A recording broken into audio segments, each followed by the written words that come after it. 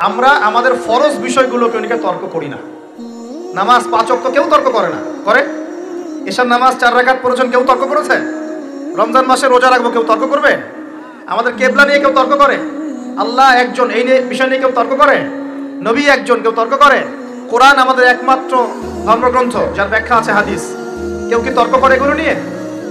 কিন্তু আল্লাহ পাক বিভক্ত হতে নিষেধ করেছেন, আমরা বিভক্ত হচ্ছি ফরজ বিষয়গুলোকে নিয়ে নয়, সুন্নত মুস্তাহাব এই বিষয়গুলোকে। আমার কথা বুঝতে পারছেন কি? আমরা বিভক্ত হচ্ছি ছোটখাটো কিছু মুস্তাহাব বিষয়গুলোকে। আমি ছোটখাটো বলছি, ফরজের তুলনায় তো ছোট নাকি? ইসলামের প্রতিটা বিষয় গুরুত্বপূর্ণ, কিন্তু আমরা কোন বিষয়টাকে সবচেয়ে বেশি অগ্রাধিকার দেব? ফরজ, ওয়াজিব, তারপর না আস্তে আস্তে সুন্নাহ, পরে মুস্তাহাব, নফল পর্যায়ে আসবে। সমাজের যত বিভক্তি মুসলিমদের মধ্যে দেখবেন, এগুলো ফরজ নিয়ে না, এগুলো ওয়াজিব নিয়ে না। হাতকে কোথায় বাঁধবে? আমিন জোরে বলবে না আস্তে বলবে?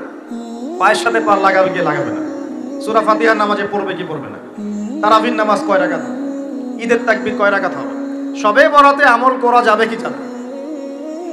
যত বিষয়ে, এই সবগুলো বিষয় তো ফরজ নাকি ভাই? বলেন তো, যে কয়েকটা কথা বললাম এগুলো কি ফরজ? দুর্ভাগ্য, মুসলিম উম্মাহ, বাংলার মাটির মুসলমানদের একটা বড় দুর্ভাগ্য হচ্ছে আমরা ছোটখাটো বিষয়গুলোকে নিয়ে আমাদের মধ্যে দলে দলে বিভক্ত হয়ে গেছি।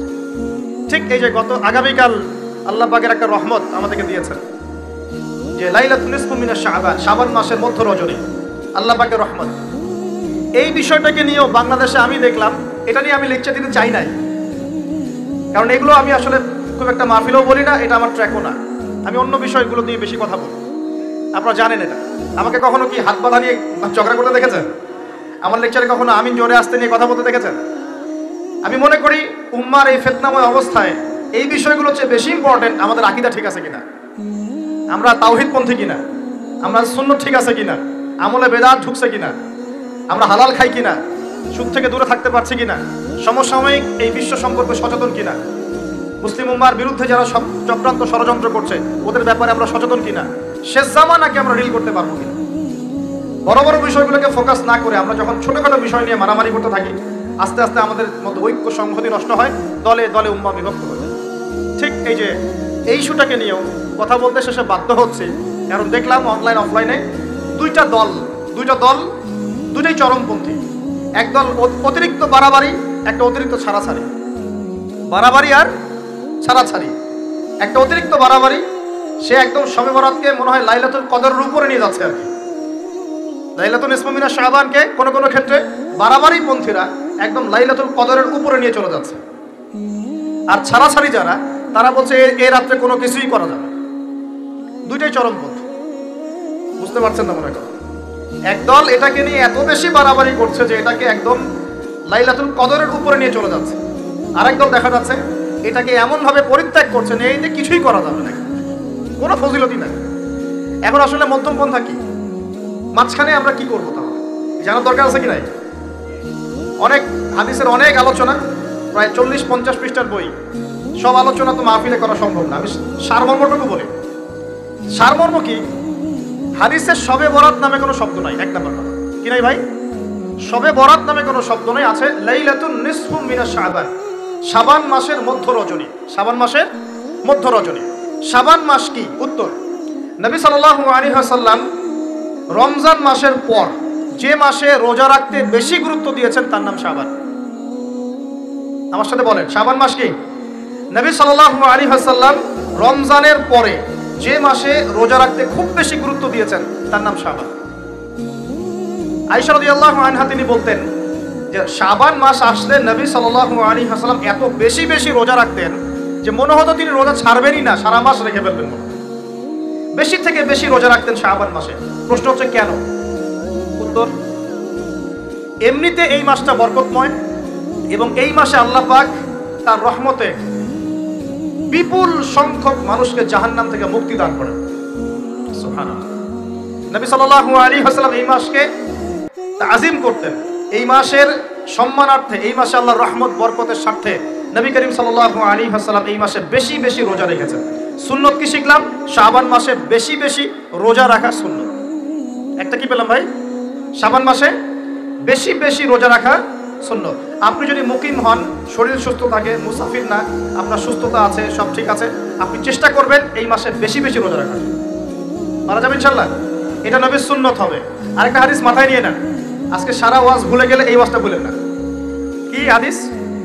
নবীজি বলছেন, তোমাদের সামনে, হে আমার সাহাবীরা, তোমাদের সামনে এমন একটা যুগ আসছে, ওই যুগে আমার সুন্নতকে ধরে রাখাটা হাতের মধ্যে আগুন ধরে রাখার মতো। আমি অনেকদিন এই লেকচারে এই হাদিসটা বলেছি। তোমাদের সামনে এমন একটা কঠিন যুগ আসছে, জামানা সবরিন, সবরের যুগ, কঠিন যুগ। ওই যুগে ঈমান ধরে রাখা মানে আমার সুন্নতের উপর থাকা হাতে আগুন ধরে রাখার মতো হবে।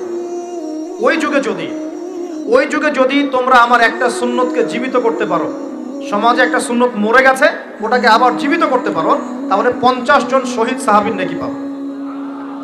হাদিসটা বুঝলেন?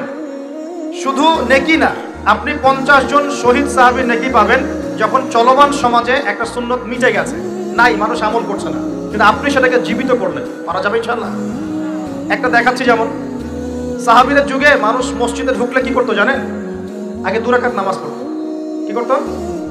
মসজিদে ঢুকেই, ওযু অবস্থায় মসজিদে ঢুকেই তারা বসতেন না, আগে 2 রাকাত নামাজ পড়তেন, দুখুলুল মসজিদ বা তাহিয়াতুল মসজিদ, তারপরে বসতেন। আর নবীজি বলেছেন কিয়ামতের আগে আগে এই দুখুলুল মসজিদ, তাহিয়াতুল মসজিদ, এই নামাজটা উঠে যাবে। উঠে যাচ্ছে না আস্তে আস্তে। মসজিদে ঢুকলে মানুষ ধাপ করে বসে পড়ে, তাই না? মানুষ ভুলেই গেছে এটা সুন্নত। এখন আপনি যদি এই সুন্নতটাকে আবার জীবিত করতে পারেন, ইনশাআল্লাহ 50 জন শহীদ সাহাবীর নেকি পাবেন। সমাজে এখন দাড়ি শেভ করা ফ্যাশন হয়ে গেছে, বুঝছেন না? অনেকে শেভ না করলে চাকরি দেয় না। শেভ না করলে কি হয় না? চাকরি পাওয়া যায় না। স্কুলে তো না, কলেজে গিয়ে পড়তে গেলে ক্লাস করতে দেয় না। দাঁড়িয়ে আছে, যাও শেভ করে আসো, তাই বলে।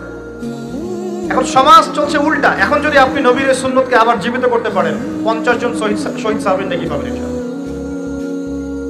রাতে ঘুমানোর সময় একটা সুন্নত আছে, 33 বার সুবহানাল্লাহ, 33 বার আলহামদুলিল্লাহ, 34 বার কি আল্লাহু আকবার। আপনি যদি পড়তে পারেন ইনশাআল্লাহ আল্লাহ পাক আপনাকে নেকি দিবেন।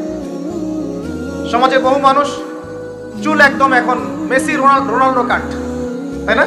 মেসি কাট আর রোনাল্ডো কাট। আর আমি সিলেট অঞ্চলে দেখে আসছি এখন লন্ডন কাট, 2 পাশ ছিলে মাঝখানে চুল, লন্ডন থেকে শিখে আসছি। এখন চুলেরও কিন্তু সুন্নত আছে, আছে কি নাই? দাড়ির যেমন সুন্নত আছে, চুলের সুন্নত নাই। একদম সামন পিছন সমান করতে পারেন, অথবা যদি চুল নাই থাকে তাহলে চুল মাথা মুন্ডন করেও রাখতে পারেন। অনেক সাহাবী মাথা মুন্ডিত ছিল। আবার অথবা কানের লতি পর্যন্ত বা কাঁধ বাবড়ি রাখতে পারেন। এটা চুলের সুন্নত হলো কিনা? এখন সমাজের সব মানুষ এই সুন্নতটাকে ভুলে গেছে। আপনি সুন্নত মনে করে রেখেছেন, ইনশাআল্লাহ আপনি নেকি পাবেন ইনশাআল্লাহ। এরকম অগণিত সুন্নত আছে, অগণিত, যেগুলো আমাদের সমাজ থেকে আস্তে আস্তে উঠে যাচ্ছে। আমি খুব দুঃখের সাথে বলছি, অনেক মসজিদে ফরজ নামাজ পড়ার পরে আমরা কি করি? একটা মোনাজাত করি, আল্লাহুম্মা আমিন বিরহমাতিকা ইয়া আরহামার রাহিম, ব্যাস উঠে চলে গেলাম, তাই না? উঠে চলে যায় না? তারপর স্যান্ডেল নিয়ে বাইরে চলে গেল। অথচ সালাম ফিরানোর পরে একবার বলতে হয় আল্লাহু আকবার। কি বলতে হয়? 3 বার বলতে হয় আস্তাগফিরুল্লাহ আস্তাগফিরুল্লাহ আস্তাগফিরুল্লাহ। বলতে হয় আল্লাহুম্মা আনকাস সালাম ওয়া মিনকাস সালাম তাবারাকতা ইয়া যাল জালালি ওয়াল ইকরাম। একবার পড়তে হয় আয়াতুল কুরসি, 33 বার সুবহানাল্লাহ, 33 বার আলহামদুলিল্লাহ, 33 বার আল্লাহু আকবার, তারপর কালিমা শাহাদা। এরপর সূরা ফালাক একবার, সূরা নাস একবার, ইখলাস একবার। আরো তো অনেক দোয়া আছে, আল্লাহুম্মা লা মানিআ লিমা আ'তাইত ওয়া লা মু'তিয়া লিমা মানা'ত ওয়া লা ইয়ানফা'ু যাল জাদ্দি মিনকাল জাদ্দ। পড়তে হয় আল্লাহুম্মা ইন্নী আউযু বিকা মিনাল হাম্মি ওয়াল হাযান ওয়াল আ'জজি ওয়াল কাসালি ওয়াল বুখলি ওয়াল জুবন ওয়া দালা'id দাইন ওয়া গালাবাতির রিজাল। পড়তে হয় আল্লাহুম্মা আ'ইন্নী আলা যিকরিকা ওয়া শুকরিকা ওয়া হুসনি ইবাদাতিকা। আরো অনেক দোয়া আছে। দেখেন তো, মোনাজাত করেন, আমি তো না করছি না, আমি তর্ক করতে আসি না এখানে, এটা নিয়ে আমি ঝগড়া করতে আসি। কিন্তু এই সুন্নতটা যে উঠে গেল, মোনাজাতটা করে যে মসজিদ থেকে বের হয়ে চলে গেলেন, এই সুন্নতটার উপর আমল কে করলেন? সুন্নত উঠে গেল না? আপনি যদি বসে এখন সুন্নতটা প্রতিষ্ঠা করেন, 50 জন শহীদ সাহাবীর নেকি পাবেন ইনশাআল্লাহ। এগুলো তো গেল আমলিয়াত। সমাজ চলছে সুদের উপরে, আপনি যদি হালাল অর্থনীতি প্রবর্তন করতে পারেন তাহলে কত নেকি পাবেন? সমাজ চলছে জেনায়, আপনি এখন পর্দা প্রতিষ্ঠা করলেন, তাহলে কত নাকি পাবেন? সমাজে চলছে দুর্নীতি, আপনি এখন আমানতদারিতা ইনসাফ প্রতিষ্ঠা করলেন, কত নাকি পাবেন? সমাজে চলছে শয়তানি, সব শয়তানি। কি চলছে? শয়তানি। এখন আপনি আল্লাহ রাব্বুল আলামিনের ওহী প্রতিষ্ঠা করলেন, কত নাকি পাবেন? নিঃসন্দেহে আর অনেক বেশি নাকি পাবেন। আল্লাহ পাক আমাদেরকে সেই লক্ষ্যে কাজ করার তৌফিক দান করুন। প্রিয় ভাইরা, যে কথা বলতে এখানে আসলাম, এক বাড়াবাড়ি এক কি ছাড়াছাড়ি। এর মাঝখানে কি একটা ফজিলত জানলাম, শাবান মাস মানেই এই মাসে নবীজি বেশি বেশি রোজা রাখবেন। তাহলে আমরা কি করবো এই মাসে ভাই? 1 নম্বর কাজ, বেশি বেশি রোজা রাখার চেষ্টা করবো ইনশাআল্লাহ। আল্লাহ তৌফিক দান করবেন। এবার আরেকটা পয়েন্ট বলি, সামনে রমাদান মাস। রমজান মাস আসলে আমরা মাশাআল্লাহ পরিপূর্ণ মুসলিম হওয়ার চেষ্টা করি, কিন্তু সারা বছর এটা ধরে রাখতে পারি না। রমজান মাসে যে নামাজ পড়ে না সেও মসজিদে যায়। দেখা যায় যে জুমার নামাজও পড়ে না, ও তারাবির নামাজ পড়তে যায়, যায় কি না? ওই দিন গিয়ে বলে এসি দেন, ইমাম সাহেব এসি অন করেন, তাই না? সারা বছর তো আসে তাই। ওই দিন গিয়ে ইমাম সাহেব এসি বন্ধ কেন, এই মুয়াজ্জিন সাহেব ফ্যান দেন। তখন ওখানে গিয়ে মানে কি বলবো, হ্যাঁ মাতব্বরি করে আর কি। যাক, তারপরেও যে মসজিদে আসছে আমরা দোয়া করি আল্লাহ হেদায়েত দান করুন। আমরা তো কাউকে পিছনে ফিরাই দিব না, দিব? এখন রমজান মাস আসলে আমরা মাশাআল্লাহ রোজা রাখি, মানুষকে ইফতার করাই, দান সদকা করি, আমরা যাকাত দেই, তারাবি পড়ি, কোরআন তেলাওয়াত করি, আমরা মাশাআল্লাহ অনেক আমল করি। এই আমলগুলো কি একবারে ধাপাস করে ধরে ফেলা সম্ভব না? একটা আস্তে আস্তে ট্রেনিং প্রসেস লাগে। একটা ফ্যান চালু করলে ফ্যানটা কি শুরুতেই ধাপাস করে ঘুরতে শুরু করবে, নাকি আস্তে স্লোলি স্লোলি সে মোমেন্টাম ধরবে? কোনটা? আস্তে আস্তে সে গতি পাবে না, ধীরে ধীরে গতি পাবে। ঠিক শাবান মাসে এত বেশি রোজা রাখা, ইবাদত করার অর্থ কি? যাতে রমজান মাসে আপনি পরিপূর্ণ ইবাদত করতে পারেন। বুঝতে পারছেন কথা? রমজানে গিয়ে তো শুরুতেই সব ইবাদত ধরে ফেলা সম্ভব হবে না। মনে করেন আগামীকাল পহেলা রমজান, আজকে থেকে আপনি সব ইবাদত একসাথে করতে পারবেন? তখন কি আপনি বেগ পেতে হবে। কিন্তু একটা মাস আগে থেকে যদি ট্রেনিং নেন, ইনশাআল্লাহ রমজান মাসে ইজি হয়ে যাবে। এটা একটা কারণ নবী সাল্লাল্লাহু আলাইহি ওয়াসাল্লাম শাবান মাসে বেশি বেশি রোজা রাখতেন, আমল করতেন। আল্লাহ পাক আমাদের সবাইকে শাবান মাসে বেশি বেশি আমল করার তৌফিক দান করুন, যাতে রমজান মাসে গিয়ে আমরা সুবিধা পাই, রমজান মাসের হকটা আদায় করতে পারি। এবার এই মাসে নবী সাল্লাল্লাহু আলাইহি ওয়াসাল্লাম কি বলেছেন একটা হাদিস থেকে আগে বুঝি। এই হাদিসটা সহ অনেক হাদিসে এই একই রকম কথা এসেছে এবং এই হাদিসটা বিশুদ্ধ। এটাকে অস্বীকার করলে হাদিস অস্বীকারী হয়ে যাবে। বাড়াবাড়ি গ্রুপ, ছাড়াছাড়ি গ্রুপ, উভয়ের জন্যই নসিহত। নবী সাল্লাল্লাহু আলাইহি ওয়াসাল্লাম বলেছেন, ইন্নাল্লাহ তাআলা, নিশ্চয় আল্লাহ রাব্বুল আলামিন, লা ইয়াত্তালিউ ফি লাইলাতিন নিসফি মিনাশ শাবান, শাবান মাসের মধ্য রজনীতে আল্লাহ রাব্বুল আলামিন তার রহমতের দৃষ্টি প্রশস্ত করেন। সুবহানাল্লাহ। আল্লাহ পাক শবে বরাত মানে আমরা যেটা বুঝি প্রচলিত অর্থে, লাইলাতুন নিসফি মিনাশ শাবান, শাবান মাসের মধ্য রজনী, যে 15 শাবানের এই যে রজনী, এই রাতে আল্লাহ রাব্বুল আলামিন তার সৃষ্টির দিকে তার রহমতের দৃষ্টিটা প্রশস্ত করে দেখেন, প্রশস্ত করেন। এবং ওয়াগফিরু লিজামিই খালকিহি, আল্লাহ পাক তার সমস্ত সৃষ্টিকে মাফ করে দেন। আল্লাহ পাক কি করেন? তার সমস্ত সৃষ্টিকে কি করেন? মাফ করে দেন। কথাটা ভালো করে বোঝেন। আল্লাহ পাক তার সমস্ত সৃষ্টিকে মাফ করে দেন, ইল্লা, তাদেরকে ব্যতীত। এক, ইল্লা লিমুশরিকিন, এক নাম্বার যে ব্যক্তি মুশরিক, যে শিরক করে আল্লাহর সাথে, যে আল্লাহর সাথে শিরক করে। আর 2, মুশাহিনিন, যে ব্যক্তি অন্তরে মানুষের সাথে বিদ্বেষ পোষণ করে, হিংসা বিদ্বেষ মনে আছে এরকম ব্যক্তি, এবং মনের মধ্যে শিরক আছে, শিরকি আকীদা, মুশরিক, এই 2 শ্রেণীর মানুষ ছাড়া আল্লাহ পাক সমস্ত মানুষকে মাফ করে দেন। সুবহানাল্লাহ। তাহলে এই রাতের ফজিলত প্রমাণ হলো কিনা? রাতের ফজিলতটা প্রমাণ হলো কিনা? আচ্ছা, এখন এর ব্যাকআপ আরো অনেকগুলো হাদিস আছে। ওই সবগুলো হাদিসকে একত্রিত করলে এমনই কনক্লুশন আসে। এছাড়াও আরো কিছু দুর্বল হাদিস আছে, এগুলো দুর্বল, সনদগতভাবে অন্যান্যভাবে দুর্বল। ওখানে আরো কিছু পয়েন্ট পাওয়া যায় যে আর কাকে কাকে আল্লাহ পাক মাফ করেন না। সবাইকে তো মাফ করেন, আর কাকে কাকে করেন না। এই হাদিসে 2টো পেয়েছি, এটা একদম অকাট্য। এটা হলো মুশরিক, আল্লাহ পাক মাফ করেন না। 2, যে অন্তরে হিংসা বিদ্বেষ পোষণ করে, হিংসা বিদ্বেষ আছে, এদেরকে আল্লাহ মাফ করেন না। আরো কিছু দুর্বল বর্ণনা থেকে পাওয়া যায়, এটা দুর্বল বর্ণনা, কিন্তু জেনে রাখতে তো সমস্যা নাই। সমস্যা আছে? আর পাপ তো পাপী, দুর্বল হাদিসে আসুক আর কঠিন হাদিসে আসুক, পাপ তো পাপী নাকি? পাপ ছাড়তে কোনো সমস্যা আছে? তো তৃতীয় এক শ্রেণীর নাম পাওয়া যায়, যারা হচ্ছে আত্মহননকারী, নিজেরা নিজেদেরকে আত্মহত্যা করেছে, এদেরকে আল্লাহ মাফ করেন। আত্মহনন বোঝেন কিনা? আত্মহত্যা যারা করে, আত্মহনন, এটা একটা শ্রেণী পাওয়া যায়। 4 নম্বর একটা পাওয়া যায় আত্মীয়তার সম্পর্ক ছিন্নকারী, আত্মীয়তার সম্পর্ক ছিন্নকারী। 5 নম্বর একটা পাওয়া যায়, সেটা হলো মাদক দ্রব্য সেবনকারী। মাদক দ্রব্য সেবনকারী, যুবকরা খুব ভালো করে শোনো, মাদক দ্রব্য সেবনকারী আল্লাহ সবাইকে মাফ করেন, মাফ করছেন না। আরেকটা পাওয়া যায়, সেটা হলো যারা জেনার পাপে লিপ্ত আছে। কিসের পাপে ভাই? জেনার পাপ। এরকম আর কিছু ব্যাকআপ পাওয়া যায়, কিন্তু এগুলোর বর্ণনা দুর্বল। বর্ণনা কি দুর্বল, কিন্তু পাপ তো পাপই নাকি? এই পাপগুলো তো পাপ। এই পাপগুলো করলে কি আল্লাহ খুশি হন? অকাট্য সহি থেকে পাওয়া যায় এই দুইটা, মুশরিক এবং মুশাহিদ। যারা শিরক করে, অন্তরে বিদ্বেষ পোষণ করে, আল্লাহ পাক এদেরকে মাফ করেন। এখন আগে জানি শিরক থেকে কিভাবে বাঁচবো, শিরক কি এবং কেন, তারপরে জানবো হিংসা বিদ্বেষ, তারপরে আমরা যাবো এই রাতটা আমরা কি করতে পারি। মনে রাখবেন, আমল করতে হবে তিনটা বিষয় খেয়াল রেখে। কয়টা বিষয় ভাই? আমল করতে হবে তিনটা বিষয় খেয়াল রেখে। এক, আমল করতে হবে একমাত্র আল্লাহ পাকের সন্তুষ্টির জন্য। এক নম্বর কি বলেন? এক, আল্লাহর সন্তুষ্টির জন্য, কারো সন্তুষ্টির জন্য না, কারোর জন্য না, শুধু কার জন্য? দলিল হচ্ছে ইন্নাস সালাতি ওয়া নুসুকি ওয়া মাহইয়ায়া ওয়া মামাতি লিল্লাহি রাব্বিল আলামিন ফাসাল্লি লিরাব্বিকা ওয়ানহার।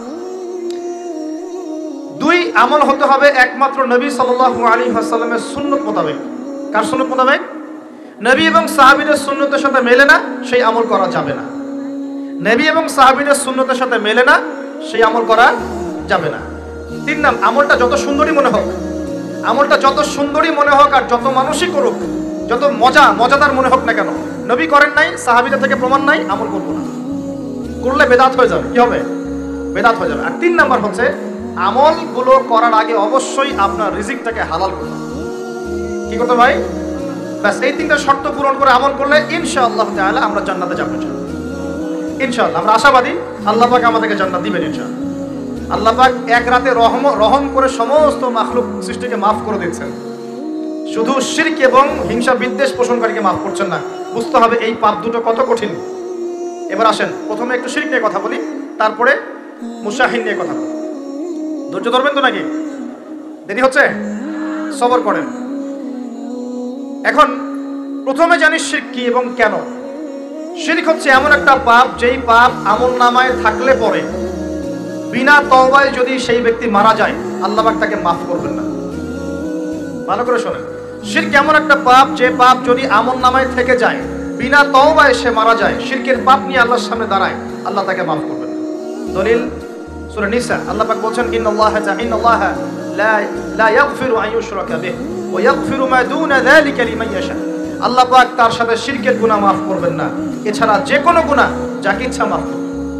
বুঝাচ্ছি, মনে করেন একজন ব্যক্তি জেনা করেছে, কথা নাউযুবিল্লাহ, একজন ব্যক্তি জেনা করেছে বা মিথ্যা কথা বলেছে বা ধরেন মদ খেয়েছে ইত্যাদি। এখন সে তওবা করলে তো মাফ পেতই, তওবা করলে মাফ হতো না? তওবা করলে মাফ তো পেতই। মনে করেন তওবা না করেই মারা গেছে, আল্লাহ পাক চাইলে কিয়ামতের মাঠে এই পাপও বিনা তওবাতেই মাফ করতে পারে। কথা বুঝতে পারছেন? বুঝতে পারছেন না মনে হয়? মনে করেন একজন ব্যক্তি মদ খেয়েছে, জেনা করেছে ইত্যাদি, সে তওবা করার ফুরসত পায় নাই, বিনা তওবায় মারা গেছে। আল্লাহ পাক চাইলে কিয়ামতের মাঠে তওবা না করা সত্ত্বেও আল্লাহ পাক তাকে মাফ করতে পারে। কিন্তু একজন ব্যক্তি শিরকের পাপ করেছে, তওবা না করে মারা গেছে, আল্লাহ পাক কিয়ামতের মাঠে শিরকের পাপ মাফ করবেন। আমি কি বুঝতে পারছি? অন্য পাপের কারণে আল্লাহ রাব্বুল আলামিন শাস্তি দিয়ে হোক, কোনো একটা ভাবে হোক, নবীর সুপারিশের মাধ্যমে হোক, তাকে জাহান্নামে গেলেও সেখান থেকে বের করে জান্নাতে দিবেন ইনশাআল্লাহ। কিন্তু শিরকের পাপ যার আমলনামায় থাকবে, তার উপর জান্নাতকে হারাম করে দেওয়া হয়েছে। বলেন নাউযুবিল্লাহ। সূরা মাইদায় দলিল আছে, শিরকের পাপ যার আমলনামায় আছে তার জন্য জান্নাতকে হারাম করে দেওয়া হয়েছে। শিরক মানে অংশীদার সাব্যস্ত করা, আল্লাহ পাকের সাথে কাউকে সমকক্ষ করা। শিরক কত প্রকার হয়? উত্তর তিন প্রকার। কয় প্রকার ভাই? বিশ্বাসে শিরক হয়, মানে আকীদায় শিরক হয়, আমলে শিরক হয়, মানে কাজে শিরক হয়, কথা বা লিসানে শিরক হয়। মনে থাকবে? এক নাম্বার কিসে শিরক হয়? বলেন আমার সাথে। বিশ্বাসে শিরক হয়, আকীদায় শিরক হয়। দুই নাম্বার আমলে শিরক হয়, কাজে শিরক হয়। তিন নাম্বার কথায় শিরক হয়। কয়েকটা এক্সাম্পল দিয়ে বুঝতে পারবেন। একজন ব্যক্তি মনে করেন বিশ্বাস করে যে আল্লাহ বলতে কেউ নাই, কি হবে এটা? বলেন শিরক। একজন ব্যক্তি মনে করেন বিশ্বাস করে যে আল্লাহ আছে, আরো ইলাহ আছে, তাহলে কি হবে? কেউ যদি বিশ্বাস করে আল্লাহর সন্তান আছে, কি হবে? কেউ যদি বিশ্বাস করে মহাবিশ্ব আল্লাহ সৃষ্টি করে নাই, বিগ ব্যাং থেকে সৃষ্টি হয়েছে, কি হবে? কেউ যদি বিশ্বাস করে আল্লাহ মানুষকে সৃষ্টি করে নাই, মানুষ বানর থেকে হয়েছে, কি হবে? আচ্ছা, বিশ্বাসগত সে। কেউ যদি মনে করে আল্লাহ ছাড়া অমুকে আমার সন্তান দিতে পারে, কি হবে? কেউ যদি বিশ্বাস করে যে আল্লাহকে পাওয়ার জন্য আমাকে মাধ্যম ওসিলা পূজা করতে হবে, তাহলে কি হবে? কেউ যদি চন্দ্র, সূর্য, গ্রহ, নক্ষত্র, গাছপালা, মূর্তি এসবে পূজা করে, কি হবে এগুলো বিশ্বাসগত শিরক। কেমন শিরক ভাই? বিশ্বাসগত শিরক। 2 নম্বর আসেন আমলগত, কাজগত শিরক। কেমন? মনে করেন সেজদা করতে হয় কার জন্য? কেউ যদি এখন কবরে গিয়ে সেজদা করে, কি হবে? আল্লাহর জন্য সেজদা করতে হয় না কবরে সেজদা করতে হয়? সেজদা কার জন্য? আচ্ছা, তাহলে শিরক হবে। কুরবানি কার জন্য করতে হয়? কেউ যদি এখন মনে করেন জিনকে সন্তুষ্ট করার জন্য কুরবানি করে দেবে, কি হবে? এখনকার যুগে কিন্তু বহু মানুষ জিনের উপাসনা করে। এখনকার যুগে বহু মানুষ জিনের উপাসনা করে। আর জিন বলে একটা জাতি আছে, আমাদের সাথে চলাফেরা করে, আমরা দেখতে পারি না। আমরা কি সব দেখতে পারি? আমরা কি সব জানি? আমরা তো আমাদের আত্মাকেই দেখতে পারি না। এত ঘুমাই গেছেন, আত্মা চলে গেছে, দেখতে পারছেন? আর আমরা কি জানি? আমরা কতটুকু জানি? আগামীকাল কি হবে আপনার সাথে বলেন দেখি, কেউ জানে? আমাদের জ্ঞান কত ক্ষুদ্র, বুঝতে পারলাম। আগামীকাল কি হবে তাই জানি না, আমার আত্মাকেও চোখে দেখি না। আর আমি যদি দাবি করি এখন আমি সব জানতাম, তাহলে কি হবে? অতএব জিন জাতি আমাদের মধ্যেই আছে কি নাই? ওমা খালাকতুল জিন্না ওয়াল ইনসা ইল্লা লিয়াবুদুন। আমি জিন আর মানুষকে শুধুমাত্র আমার ইবাদত করার জন্যই সৃষ্টি করেছি। আল্লাহ পাক আমাদের সবাইকে আল্লাহ পাকের সত্য বোঝার তৌফিক দান করুন। এবার আসেন, আপনাদের পার্বত্য এলাকায় জিনের উপাসনা হয়। এখন বললেন ভাই কেমন করে জানলেন? যত তান্ত্রিক, মান্ত্রিক, কবিরাজ, জাদুকর সব এই পাহাড়ি এলাকায় ঘুরে বেড়াচ্ছে এখন। এবং চোখ কান খোলা রাখলে আপনারা বুঝতে পারবেন, জিনের উপাসনা করলে অনেক কিছু ভেলকিবাজি দেখানো যায়। জিনকে আল্লাহ পাক কিছু ক্ষমতা দিয়েছেন। জিন অনেক দূর থেকে দেখতে পারে। মনে করেন যে কেউ একজন এখানে বসে আছে, সে দাবি করছে যে সে অলৌকিক ক্ষমতার অধিকারী, অথচ ওর কাছে জিন আছে। কি আছে? জিন। এখন আপনি শুনেছেন যে অমুক জায়গায় অমুক বাবা আছে, সে অনেক বড় ক্ষমতার অধিকারী, যাই দেখি ওনার কি ক্ষমতা। এখন আপনি রাস্তায় আসছেন, তার সেই জিন তো আগেই দেখতে পাচ্ছে আপনি আসছেন দূর থেকে, সে আগে খবর দিলে আসতেছে মক্কেল, ওই যে মক্কেল আসতেছে। এখন সে বললো যে ওই ব্যক্তির সাথে যে জিন আছে ওর সাথে কানেকশন করো। সবার সাথে একটা জিন আছে না? আছে কি নাই? একটা করে জিন শয়তান আছে না সবার সাথে? 2 জন ফেরেশতা, 1 জন জিন সবার সাথেই আছে কি নাই? আপনার জিন জানে আপনার সাথে অতীতে কি হয়েছিল? জানে তো। আপনার জিন আপনার সাথে আছে না শুরু থেকে? তাহলে আপনি 1 মাস আগে কি করেছেন আপনার জিন তো জানে। ও ভবিষ্যৎ জানে না কিন্তু অতীত তো জানে। ও তো ভবিষ্যৎ জানে না কিন্তু অতীতে আপনি কি করেছেন ও তো জানে না? এখন এ ওর সাথে এই কারিনের সাথে যোগাযোগ করছে। এ ওকে বলছে এই তো 1 মাস আগে অমুক মেয়ের পিছনে দৌড়াইছিল, এই 1 মাস আগে অমুক একটা মেয়ের পিছনে দৌড়াইছে, ওই মেয়েকে পাওয়ার খুব চেষ্টা করছে, কিন্তু 1 মাস আগে ব্যবসায়ী কাজ করছে, এটা 1 মাস আগে ওই কাজ করছে। এখন আপনি হেঁটে হেঁটে আসলেন, এদিকে খবর পাস করা শেষ, এসে বললেন বাবা আপনার কি ক্ষমতা, আমি আপনার ক্ষমতার নিদর্শন দেখতে চাই। সেই বাবা এখন বলছে যে তুই তো সেই ব্যক্তি না, তোর নাম অমুক না? আপনি তো ভেবাচাকা খেয়ে গেলেন। হ্যাঁ তাই তো, আমার নাম তো অমুক। তুই তো 1 মাস আগে এই মেয়ের পিছনে করছিস না? তাই তো, আপনি কেমন করে জানলেন? তুই 1 মাস আগে এই কাজ করছিস না? তাই তো, আপনি কেমন করে জানলেন? আপনার তো চোখ একদম আসমান উঠে গেল। বাপরে বাপ, সে তো আমার অতীতের সব বলে দেয়, তুই অমুক জায়গায় এটা পাপটা করছিস না, তুই এই জায়গায় ওটা লুকায় রাখছিস না, ব্যাস আপনার মাথা খারাপ। জিনের উপাসনা করে মানুষ অনেকেই। আর জিনরা কি করে, অনেক সময় আসমানের কাছে যায় সংবাদ নেওয়ার জন্য। সূরা মুলক পড়েন, সূরা মুলকের 1ম পৃষ্ঠা পড়েন। আল্লাহ পাক ওদেরকে তাড়ানোর জন্য আসমানের মধ্যে এই উল্কাপিণ্ড, নক্ষত্র নিক্ষেপ করেন। রুজুম আল্লিশ শায়াতিন, আল্লাহ বলেছেন এই নক্ষত্রগুলা আমি রুজুম আল্লিশ শায়াতিন, শয়তানদেরকে তাড়ানোর জন্য রেখেছি। সুবহানাল্লাহ। পৃথিবীতে অনেক কিছুই ঘটে, আমরা খালি চোখে বুঝতে পারি না। এখন কেউ যদি জিনের উপাসনা করে, জিনকে সন্তুষ্ট করার জন্য এই কুরবানি করে, তাহলে কি শিরক হবে কিনা? সেজদা কার জন্য? অন্য কারোর জন্য করলে কি হবে? কুরবানি কার জন্য? অন্য কারোর জন্য করলে কি হবে? কার নামে কসম করতে হয়? যদি অন্য কারোর নামে কসম করি, এই যে এখন বাপের নামে কসম, মায়ের নামে কসম করেন কেন? কসম করা যাবে না এভাবে। মান হালাফা বিগাইরি ইসমিল্লাহি ফাকাদ কাফার। কেউ যদি আল্লাহ ছাড়া অন্য কারো নামে কসম করে সে কুফরি করবে। যদি কসম করতেই হয় আপনাকে আল্লাহরই কসম করতে হবে। যদি কসম করতে হয় কার কসম করবেন? আর আল্লাহর কসম করে কি মিথ্যা বলতে পারবেন? মিথ্যা বললে তখন কাফারা দেওয়া লাগবে। আচ্ছা, কাফারা কি? সবচেয়ে সহজ কাফারা হচ্ছে 3টা রোজা রাখা। কয়টা রোজা? 3টা। আচ্ছা আমরা যাই। এখন কসম করবো আল্লাহর জন্য, দোয়া করেন কার কাছে? দোয়া কার জন্য? এখন যদি অন্য কারোর কাছে দোয়া করা শুরু করি, সন্তানকে দিবে, অন্য কারোর কাছে চাওয়া শুরু করি। মনে করেন আপনার রোগ ব্যাধি দেওয়ার ভালো করার মালিককে। যদি এখন আপনি একটা আংটি পরে মনে করেন এই আংটি আপনার রোগ ভালো করবে, কি হবে? ঠিক হবে কি না? এরকম অগণিত কাজের শিরক আমরা করছি। আল্লাহ পাক আমাদের শিরক থেকে বাঁচান। না ভবিষ্যতের মালিককে, সময়ের মালিককে, ভবিষ্যৎ কে জানে? রাস্তায় টিয়া পাখি দেখে ভাগ্য পরীক্ষা করছে, ও কি ভবিষ্যৎ বলতে পারবে? কিন্তু ওখানে গিয়ে হাত দেখান, শিরক হবে না? রাশিফল দেখা যায়, রাশিফল কি রাশিফল? আজকে তোমার দিনটা কেমন যাবে, কালকে তোমার দিনটা কেমন যাবে, আছে না? তো এগুলো বিশ্বাস করলে কি হবে? এরকম পদে পদে শিরকে নিমজ্জিত আছে। এগুলো তো গেল আমলগত শিরক, আরো অনেক শিরক আছে। আমাদের কথার মধ্যেও শিরক হয়। কিসের মধ্যে? কথার মধ্যে। যেমন আমরা বলি ডাক্তার ভালো ছিল, না হলে রোগীকে বাঁচানো যেত না, বলি কি না? অনেকে বলি না, শিরক হবে। কেউ যদি বলে যে ড্রাইভারটা ভালো ছিল, না হলে গাড়ি নির্ঘাত অ্যাক্সিডেন্ট করতো, কি হলো কথায়? আরেকটা বিষয় আছে, আমরা অনেক সময় ইবাদত করি মানুষকে দেখানোর জন্য। সবাই বড় দানবীর বলবে, আমাকে নামাজি বলবে, এটাও কি? এটাও শিরক। কথার মধ্যে আর অনেক শিরক করি। সার্বভৌম ক্ষমতার মালিককে, তাবারাকাল্লাযী বিয়াদিহিল মুলক, সার্বভৌম ক্ষমতার মালিককে আমরা যদি মনে করি আমরাই সার্বভৌম ক্ষমতার মালিক, কি হবে? ঠিক হবে না? এরকম প্রচুর শিরকে আমরা নিমজ্জিত আছি। সবচেয়ে বড় যে শিরকটা এখনকার বিশ্বে চলছে সেটা হলো আল্লাহ পাকের হালালকে আমরা হারাম করে নিচ্ছি, আল্লাহর হারামকে হালাল করে নিচ্ছি। করছে কি না? বুঝতে পারছেন না মনে হয়। মাদক দ্রব্য কি হালাল না হারাম? আমরা অনেক সময় হালাল করে নিয়েছি, তাই নাই? জেনা হারাম না হালাল? আমরা এখন জেনাকে প্রমোট করছি, উস্কে দিচ্ছি। সমকামিতা হালাল না হারাম? এই সমকামিতার ব্যাধি ছড়িয়ে পড়েছে এখন সমাজের রন্ধ্রে রন্ধ্রে, পড়েছে না? এদেরকে আল্লাহ পাক এমন শাস্তি দিবেন যে শাস্তি আল্লাহ পাক কুল কায়নাতে কাউকে দেন নাই। কেমন শাস্তি দিবেন? কওমে লূতকে আল্লাহ রাব্বুল আলামিন মাটি থেকে উপরে উঠিয়ে আকাশ থেকে পাথর বর্ষণ করে থেতলে দিয়ে আবার মাটিতে দাফন করে দিয়েছে কওমে লূতকে। আল্লাহু আকবার। এই শাস্তি অপেক্ষা করছে এদের জন্য। সুদ হালাল না হারাম? আমরা কি এটাকে জায়েজ করে দিচ্ছি কিনা, খাচ্ছি কিনা?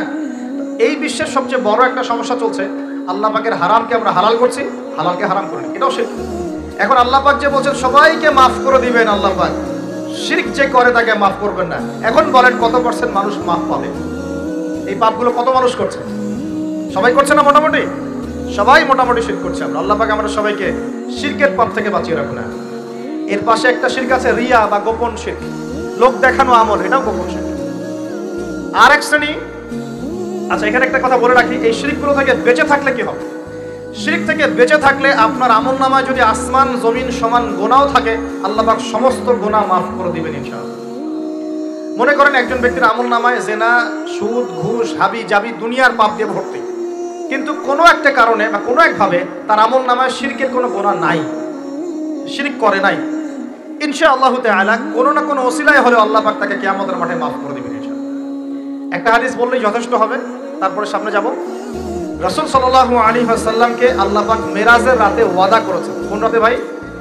মেরাজের রাতে ওয়াদা করেছেন, হে মুহাম্মদ সাল্লাল্লাহু আলাইহি ওয়াসাল্লাম, তোমার উম্মতের মধ্যে যে কোনো ব্যক্তি যত বড়ই পাপ করুক না কেন, আসমান জমিনের সমানও যদি পাপ করে আমার সামনে দাঁড়ায়, কিন্তু তার আমলনামায় শিরকের পাপ নাই, আমি আল্লাহ তার সামনে আসমান জমিন সমান ক্ষমা নিয়ে হাজির হব, মানে সে মাফ পেয়ে যাবে। অতএব শিরক মুক্ত আমল করতে পারলে ইনশাআল্লাহ এই নিসফু মিনা শাবান, লাইলাতুন নিসফি মিনা শাবান, এই শাবে বরাত যেটা আপনারা বলছেন, এই রাতে আল্লাহ পাকের ক্ষমা আমরা পেয়ে যাব ইনশাআল্লাহ। শিরক মুক্ত আমল করতে পারলেই ক্ষমা হবে ইনশাআল্লাহ। আল্লাহ পাক আমাদের সবাইকে শিরক থেকে বেঁচে থাকার তৌফিক দান করুন। এই শিরক সম্পর্কে বিস্তারিত জানার জন্য শিরক কি ও কেন, কিতাব ও তাওহীদ, তারপরে কোরআন সুন্নাহর আলোকে ইসলামী আকীদা, এই বইগুলো পড়াশোনা করেন, ইনশাআল্লাহ জানতে পারবেন। মানুষকে আল্লাহ পাক মাফ করবেন না। এরা কারা? মুশাহিন। মুশাহিন মানে কি? যারা একে অপরের সাথে হিংসা বিদ্বেষ পোষণ করে।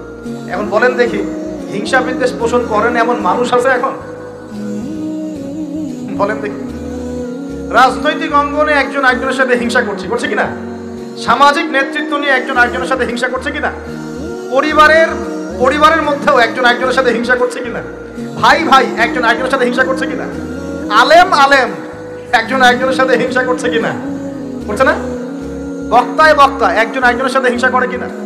ধর্ম থেকে শুরু করে বিশ্ব রাজনীতি পর্যন্ত হিংসার দাবানলে এখন পুরো বিশ্বের মানুষ জ্বলে পুরো শেষ হয়ে যাচ্ছে, হচ্ছে না? মহিলা হিংসা করে কিনা? সতীনে হিংসা করে কিনা? সতীন বোঝেন কিনা? বিয়েই তো করেন নাই, সতীন বুঝবেন কি? সতীন কি জিনিস? দুই বউ, এক বউ একবার কি হয়? সতীনে হিংসা করে কিনা? আয়েশা রাদিয়াল্লাহু আনহার বাসায় মানে ঘরে নবী সাল্লাল্লাহু আলাইহি ওয়াসাল্লাম বসে আছেন, ঢুকেছেন, আর অন্য একজন স্ত্রীর ঘর থেকে একটা খাবার আসতে পারে না, ভালোবেসে মহব্বত করে হাদিয়া দিয়েছেন। আয়েশা রাদিয়াল্লাহু আনহা যখন দেখলেন তার ঘরের মধ্যে খাবার পাঠিয়েছে অন্য একজন স্ত্রী, পুরো থালাটাকে মাথার উপর নিয়ে ধাবাস করে ভেঙে ফেলেছে। তো রাসূলুল্লাহ সাল্লাল্লাহু আলাইহি ওয়াসাল্লাম মুচকি হাসছেন, আর উপস্থিত হয়তো আরো দু একজন ছিলেন, তাদেরকে বলছেন তোমাদের মা রাগ করেছে। তিনি নিজেই হাতে সেগুলো তুললেন, সব ভাঙাচোরা পিসগুলো নিজে তুললেন, তুলে রেখে দিয়ে ভালো থালা বাটিগুলো হাদিয়া পাঠালেন ওই স্ত্রীর ঘরে যে ঘর থেকে খাবার এসেছে। এইভাবে ডিল করতে হয় আর কি। রাসূল সাল্লাল্লাহু আলাইহি ওয়াসাল্লাম তখন রাগ হন নাই, কেন এই কাজ করলাম। আরেকদিন আয়েশা রাদিয়াল্লাহু আনহা একটা কথা বলে ফেলেছেন। নবী সাল্লাল্লাহু আলাইহি ওয়াসাল্লাম তার কোন এক স্ত্রীর কাছ থেকে এসেছেন। আয়েশা রাদিয়াল্লাহু আনহা বলছেন, আপনি তার কথা কিভাবে স্মরণ করেন? সে তো একটু খাটো, এরকম একটা কথা বলেছেন, সে তো একটু খাটো, একটু বেটে। আয়েশা রাদিয়াল্লাহু আনহাকে আমাদের নবীজি বলছেন, শোনো, তুমি এমন একটা কথা বলেছো, আমাদের সবার জন্য হেদায়েত আছে, তুমি এমন একটা কথা বলেছো, এই কথাটা যদি সমুদ্রের সাথে মিশিয়ে দেওয়া হয় পুরো সমুদ্রের পানি দূষিত হয়ে যাবে। বলি নাউজুবিল্লাহ। এই যে এতটুকু কথা, যে সে তো একটু খাটো ইয়া রাসূলুল্লাহ, এই যে এতটুকু কথা খালি, এই যে কত কালো, কত অমুক, কত তমুক, কত গরিব, কত কৃষক, কত ছোট লোক, কত এই যে রিক্সাওয়ালা, কত আমরা কথা বলি না এগুলা, আমাদের এগুলো কথা আছে না সমাজে? এগুলো বলার সাথে সাথেই এটা এমন পাপ হয়ে যায়, সাগরের মধ্যে এই পাপ মিশিয়ে দিলে সাগরের পানি নষ্ট হয়ে যাবে। নাউজুবিল্লাহ। এরকম হিংসা বিদ্বেষ মনে থাকলে তাসকিয়া পাওয়া যায় না। তাসকিয়া মানে আত্মশুদ্ধি। তো এখানে এটা স্বভাব সুলভ মানুষের মধ্যে এসে যায়, আসে কিনা? আসে না? এই সবে লাইলাতুন নিসফু মিনা শাবানের হাদিসগুলোর মধ্যে একটা হাদিস আসছে, সনদের কথা আমি বলছি না, আমি প্রসঙ্গটা বলছি, যে আয়েশা রাদিয়াল্লাহু আনহা বলছেন, আমি ঘুম থেকে উঠে দেখি রাসূল সাল্লাল্লাহু আলাইহি ওয়াসাল্লাম নামাজ পড়ছেন। কি পড়ছেন? নামাজ, তার ঘরে নামাজ পড়ছেন। নামাজে এত লম্বা সেজদা করছেন যে আমার কাছে মনে হলো নবী মনে হয় ইন্তেকাল করেছেন নাউজুবিল্লাহ। তারপরে আমি তাকে তার পুরো আঙ্গুল ধরে নাড়া দিলাম। নবী সাল্লাল্লাহু আলাইহি ওয়াসাল্লাম তাড়াতাড়ি নামাজ শেষ করলেন, শেষ করে বললেন, আজকের রাত এমন একটা রাত, এই রাতে আল্লাহ রাব্বুল আলামিন তার অসংখ্য বান্দাকে মাফ করে দেন। এরপর তিনি আবার ঘুমিয়ে গেলেন আয়েশা রাদিয়াল্লাহু আনহা। এবার উঠে বলছেন, আমি দেখলাম যে নবী সাল্লাল্লাহু আলাইহি ওয়াসাল্লাম আমার ঘরে নাই। তখন তিনি বলছেন, আমার মনের মধ্যে তখন ওই মানে ফিলিংস আসলো যেটা মেয়েদের মধ্যে স্বভাব সুলভ চলে আসে। আমি মনে করলাম যে রাসূলুল্লাহ সাল্লাল্লাহু আলাইহি ওয়াসাল্লাম কি অন্য কোনো স্ত্রীর ঘরে চলে গেলেন আমাকে ছেড়ে। তখন আমি চাদর মুড়ি দিয়ে তাকে পিছু নেওয়া শুরু করলাম। পিছে গিয়ে দেখলাম রাসূল সাল্লাল্লাহু আলাইহি ওয়াসাল্লাম ওই জান্নাতুল বাকি বলি না আমরা, বাকিয়া গারকাত, মদিনায় মসজিদ নববীর পাশে কবরস্থান আছে না, ওই কবরস্থানে নবী সাল্লাল্লাহু আলাইহি ওয়াসাল্লাম দাঁড়িয়ে মাইয়িতের জন্য দোয়া করছেন। সুবহানাল্লাহ। আয়েশা রাদিয়াল্লাহু আনহা গিয়ে দাঁড়ালেন। নবীজি বললেন, তুমি কি মনে করছো আমি তোমার সাথে প্রতারণা করছি? আমি তোমার হক নষ্ট করব? বরং আজকের রাতে আল্লাহ রাব্বুল আলামিন অগণিত মানুষকে মাফ করে দেন বলে। সুবহানাল্লাহ। এই হাদিসগুলো এসেছে শবে বরাত প্রসঙ্গে। এখানেও দেখেন আয়েশা রাদিয়াল্লাহু আনহা কিন্তু একটু জেলাসি ফিল করেছেন যে আমার ঘর থেকে আবার অন্য স্ত্রী ঘরে চলে গেল কিনা। এগুলো স্বভাব সুলভ, এগুলো আসতে পারে, এগুলো মানুষের মধ্যে কি আসতে পারে, কিন্তু বিদ্বেষ পোষণ করে একে অপরের ক্ষতি করে দেওয়া, এই কাজগুলো যারা করবে আল্লাহ পাক এই রাতে ওদেরকে মাফ করবেন না। এখন আমাদের জন্য আগে নসিহত দুইটা। এই রাতের ফজিলত পেতে হলে নসিহত আগে দুইটা। এক, আমাদের আকীদা আমলে কোনো শিরক থাকা যাবে না। বলি আমিন। আল্লাহ কবুল করুন। আমাদের আকীদা এবং আমলে কোনো প্রকার শিরক রাখা যাবে না। দুই, আমরা মনের মধ্যে কোনো ভাইয়ের প্রতি হিংসা বিদ্বেষ রাখবো না। রাখবো ইনশাল্লাহ? রাখবো না। আমরা কোনো ভাইয়ের প্রতি হিংসা বিদ্বেষ পোষণ করবো না ইনশাল্লাহ। একটা হাদিস বললেই আপনি বুঝে ফেলবেন, তারপর আমি সামনে যাচ্ছি, এরপরে আমি আস্তে আস্তে ফিনিশিং দেবো।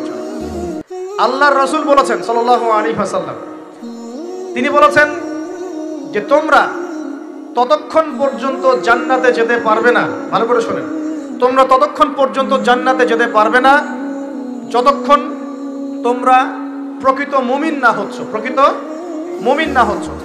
আর তোমরা ততক্ষণ পর্যন্ত প্রকৃত মুমিন হতে পারবে না যতক্ষণ পর্যন্ত না পরস্পরকে ভালো না বাসছো, পরস্পরকে ভালো না বাসছো। এই ভালোবাসা আবার বয়ফ্রেন্ড গার্লফ্রেন্ড ভালোবাসা না, দিনই ক্ষেত্রে ভালোবাসা। আর আমি কি তোমাদেরকে জানিয়ে দিব কি করলে তোমরা পরস্পরকে ভালোবাসতে পারবে? সাহাবীরা বলছেন, অবশ্যই বলুন ইয়া রাসূলুল্লাহ। নবীজি বলছেন, তোমরা একে অপরকে সালাম দেওয়ার অভ্যাস করো, ইনশাআল্লাহ তোমরা একে অপরকে ভালোবাসতে পারবে।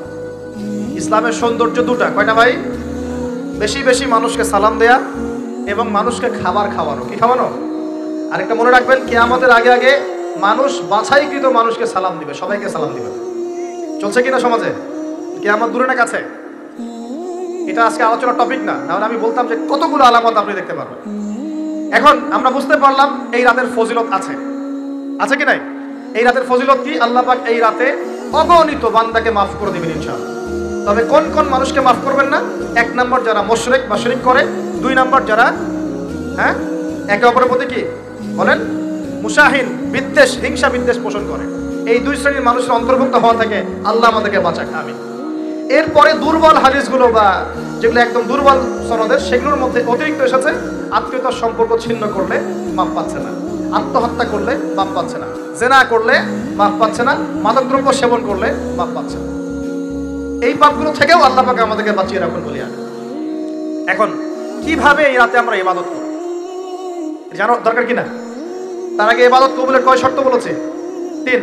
আল্লাহর সন্তুষ্টির জন্য হতে হবে, নবীর সুন্নাহ মাফিক হতে হবে, এবং 3 নম্বর হচ্ছে হালাল রিজিক থাকতে হবে, হারাম খেয়ে ইবাদত করা যাবে না। এখন আসেন, কোন হাদিসের মধ্যে স্পেসিফিকলি বলা নাই যে এই রাতে এই এই এই এই ইবাদত করতে হবে, কোন হাদিসের মধ্যে পাওয়া যায় না। কথা বলার চেষ্টা করুন। যেমন লাইলাতুল কদর সম্পর্কে বলা হচ্ছে না, যে লাইলাতুল কদরে যারা কিয়াম করবে, রাত দিনে সিয়াম রাখবে, রাতে কিয়াম করবে, কোরআন তেলাওয়াত করবে, কোরআন দিয়ে কিয়াম করবে, আল্লাহ ওদেরকে মাফ করে দিবেন।